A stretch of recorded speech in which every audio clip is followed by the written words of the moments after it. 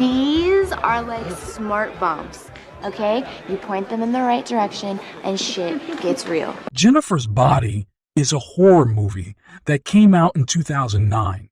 The story follows a teenage girl named Jennifer that is possessed by a demon when a group of men unsuccessfully sacrifice her. After being possessed, she gets a hunger for flesh and goes on a frenzy, eating her male classmates.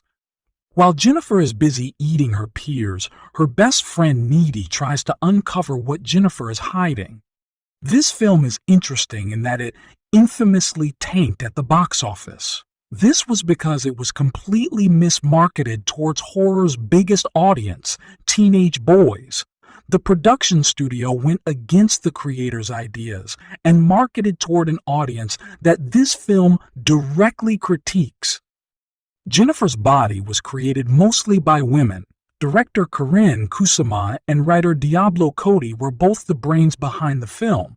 Considering this film was created by women, it critiques a lot of problems revolving around women that we've seen in past horror films.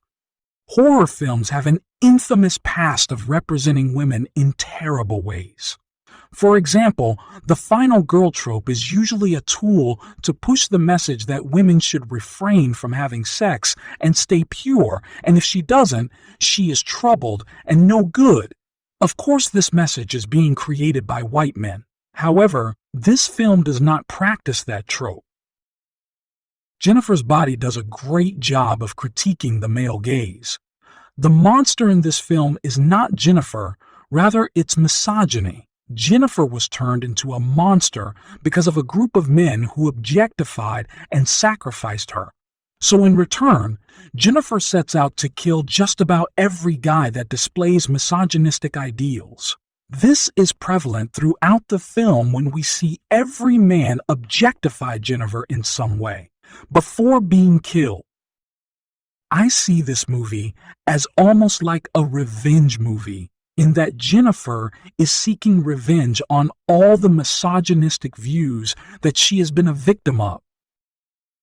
One of the most important things Jennifer's Body does right is that it gives the main woman lead agency, something we see very rarely in horror films.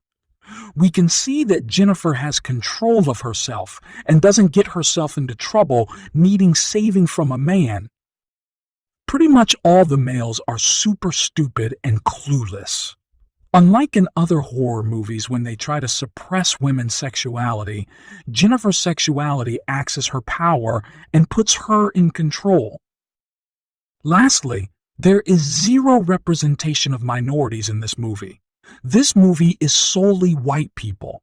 The only time I saw a minority that had a smidge of the spotlight is an Indian guy named Ahmed. Sadly, his character is pretty shallow and is one of the first ones to die in the film. Overall, Jennifer's Body does a great job of critiquing common misogynistic tropes that has embarrassingly become common in the genre of horror.